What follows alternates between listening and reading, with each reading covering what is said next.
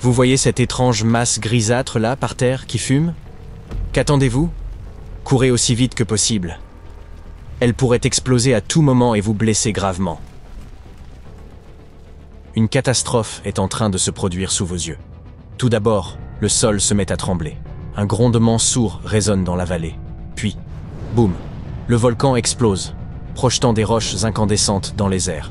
Parmi elles se trouve une masse de roches en fusion, tout juste sortie des profondeurs ardentes de la Terre. Tandis qu'elle s'élève dans les airs, la masse change d'aspect. L'air froid l'enveloppe, durcissant sa couche extérieure, tandis que l'intérieur reste chaud et pâteux. Certaines de ses voisines sont différentes. Certaines contiennent des bulles de gaz. D'autres ont un noyau rocheux solide, et quelques-unes s'étirent en longs rubans tortueux. Les plus grosses de ces boules volantes sont aussi grandes qu'une petite voiture.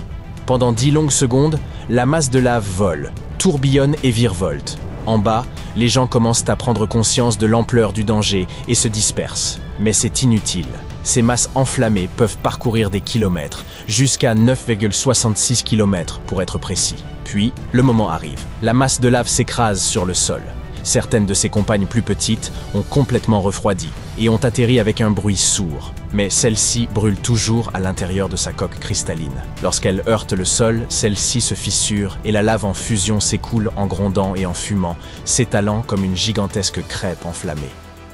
L'éruption est terminée, mais le danger persiste. Ces bombes de lave, bien que fascinantes, comptent parmi les phénomènes les plus dangereux liés au volcan. L'intérieur des plus grosses reste brûlant et bouillonne d'énergie. Et elles ne sont pas juste chaudes. Leur température interne atteint plusieurs centaines de degrés.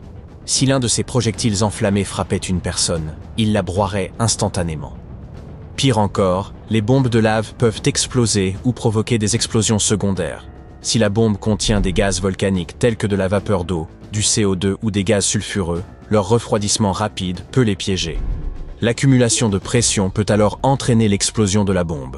Si une bombe de lave chaude atterrit dans de l'eau ou de la glace, le changement brusque de température peut provoquer des explosions de vapeur et projeter des débris. Ces bulles de lave ont des formes différentes selon la fluidité du magma au moment de son éjection. Leur forme dépend également de la façon dont elles se déplacent dans l'air et dont elles atterrissent. Les bulles en ruban se forment lorsque du magma très fluide est projeté en longues gouttes élastiques. Lorsque celles-ci se brisent en plein vol, ils se forment de minces fragments en forme de ruban qui atterrissent intacts. Ces bulles ont souvent une texture cannelée et renferment de petites poches d'air. Les bulles sphériques proviennent également d'un magma très fluide. Cependant, au lieu de former des rubans, elles sont façonnées par la tension superficielle qui les tire vers le haut, jusqu'à former des sphères presque parfaites au moment de refroidir. Les bulles de lave en forme de fuseau ou d'amande commencent de la même manière que les bulles sphériques. Mais lorsqu'elles tournent dans les airs, elles s'étirent et prennent une forme allongée, semblable à celle d'un ballon de football américain. L'un des côtés est généralement plus lisse que l'autre, ce qui témoigne de son mouvement lors de sa chute. Les bulles en forme de bouse de vache, oui, c'est bien leur vrai nom, se forment lorsque la lave, très liquide, n'a pas eu le temps de refroidir avant de toucher le sol. Au lieu de se solidifier dans les airs, elle est encore en fusion à l'instant d'atterrir, et elle s'aplatit à l'impact, s'étalant en des formes irrégulières et arrondies qui ressemblent, vous l'aurez deviné, à des bouses de vache. Il existe également des bulles en forme de croûte de pain qui se forment lorsque la couche extérieure d'une bombe de lave durcit pendant son vol, tandis que l'intérieur reste chaud. À mesure que l'intérieur se dilate, il fissure la coque durcie, lui donnant une texture similaire à la croûte d'une miche de pain. Les bombes de lave creuses ont une coque de lave durcie qui entoure un noyau interne composé de roches volcaniques plus anciennes, de morceaux provenant d'une éruption antérieure, voire de fragments du paysage environnant. Quelle que soit la forme prise par une bulle de lave, il convient de rester vigilant lors d'une éruption volcanique, même si vous vous trouvez à des kilomètres de l'épicentre. Mais les bulles de lave ne sont pas le seul danger à surveiller lorsque vous vous promenez près d'un volcan. Parfois, lorsqu'un volcan projette de petites gouttes de lave, celles-ci peuvent s'étirer en refroidissant. Parfois, elles prennent la forme de larmes, et alors on appelle ça des larmes de Pelée, du nom du volcan hawaïen et de la déesse du feu. Si elles deviennent plus longues et plus fines, on les nomme des cheveux de Pelée. Dans ce cas, vous remarquerez quelque chose qui ressemble à un tapis doré de cheveux fins recouvrant le sol. Il ne s'agit pas de cheveux humains ni de poils d'animaux, mais de délicats filaments de verre volcanique. Ils se forment lorsque des bulles de gaz présentes dans la lave éclatent, étirant la roche en fusion en longues fibres semblables à des cheveux. Les cheveux de Pelée peuvent être incroyablement fins, ne mesurant parfois qu'un micron d'épaisseur, mais ils peuvent également atteindre plusieurs dizaines de centimètres de long. Ils sont si légers que le vent peut facilement les emporter dans les airs. Ils se déposent ensuite dans les zones basses, s'accumulant parfois en couches épaisses. Malgré leur aspect fragile, ces fils sont en réalité de minuscules morceaux de verre. Ils sont tranchants et cassants et peuvent provoquer des irritations s'ils entrent en contact avec la peau. Ils peuvent être encore plus dangereux s'ils pénètrent dans les yeux. Voilà pourquoi il est très important d'être prudent à proximité. Imaginez maintenant un raz-de-marée de feu et de cendres dévalant une montagne avec une force imparable. Il s'agit d'une coulée pyroclastique, une vague rapide de gaz brûlant et de roches brisées qui ensevelit tout sur son passage. Ces coulées peuvent s'étendre sur des kilomètres, se déplacer à la vitesse d'une voiture de course et atteindre des températures suffisamment élevées pour faire fondre le métal, jusqu'à 982 degrés Celsius. Les coulées pyroclastiques frappent sans avertissement. L'effondrement de la colonne de cendres d'un volcan en éruption ou d'un dôme de lave, un énorme bouchon de lave durci situé à l'embouchure du volcan, peut facilement en déclencher une. Dès qu'il cède, l'avalanche de feu se déchaîne, dévalant les pentes à une vitesse terrifiante, vaporisant les forêts, rasant les villages et incinérant tout ce qui se trouve sur son passage. Il est impossible d'échapper à une coulée pyroclastique.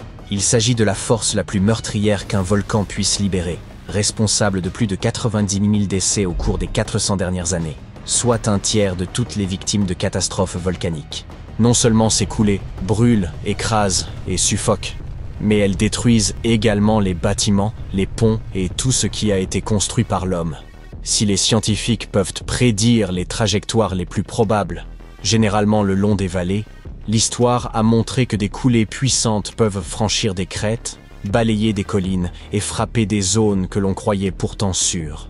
Les éclairs volcaniques ne sont pas aussi dangereux que les coulées pyroclastiques, mais ils offrent tout de même un spectacle à couper le souffle. Ils ne se forment que dans les nuages épais remplis de cendres qui jaillissent de certains volcans. Ces colonnes imposantes, appelées panaches volcaniques, s'élèvent dans le ciel lorsqu'un volcan libère d'énormes quantités de cendres. Tous les volcans ne produisent pas ces panaches. C'est pourquoi les éclairs volcaniques sont rares. Par exemple, les volcans d'Hawaï éjectent généralement de la lave en fusion, plutôt que d'épais nuages de cendres. Ils ne produisent donc presque jamais d'éclairs volcaniques. Maintenant, observez ces minuscules particules de cendres. Avant une éruption, elles sont comprimées à l'intérieur du volcan sous une pression extrême. Mais lorsqu'elles sont projetées dans l'air, elles entrent en collision et se frottent les unes contre les autres, dans un processus connu sous le nom de friction. Cette friction charge les particules, tout comme lorsque vous frottez un ballon sur vos cheveux. À mesure que ces particules chargées s'élèvent dans le ciel, elles commencent à se séparer. Les charges positives se déplacent dans un sens et les charges négatives dans un autre. Lorsque la différence de charge devient trop importante, l'énergie se libère sous forme d'éclairs, traversant le panache volcanique. Les lahars sont l'une des conséquences les plus dévastatrices d'une éruption volcanique. Un lahar est un puissant torrent de boue, de cendres et de roches qui dévale les pentes d'un volcan, détruisant tout sur son passage. Ces coulées de boue terrifiantes se forment lorsque de fortes pluies se mélangent aux débris volcaniques. Si les lahars n'accompagnent que certaines éruptions, ils surviennent eux aussi sans avertissement, ce qui les rend particulièrement dangereux. Tout comme les coulées pyroclastiques, les lahars se déplacent rapidement, parcourant parfois des centaines de kilomètres. Ils peuvent ensevelir des villes entières, emporter des ponts et détruire des routes, laissant derrière eux une épaisse couche de boue et de roches. L'une des catastrophes les plus dévastatrices causées par un lahar s'est produite en Colombie en 1985, lorsque le volcan Nevado del Ruiz a déclenché une coulée de boue qui a enseveli la ville d'Armero, faisant plus de 23 000 victimes. Un autre événement tragique s'est produit dans les années 1990, lorsque des lahars et des coulées pyroclastiques provenant de la soufrière ont détruit la capitale, Plymouth, causant 500 millions de dollars de dégâts.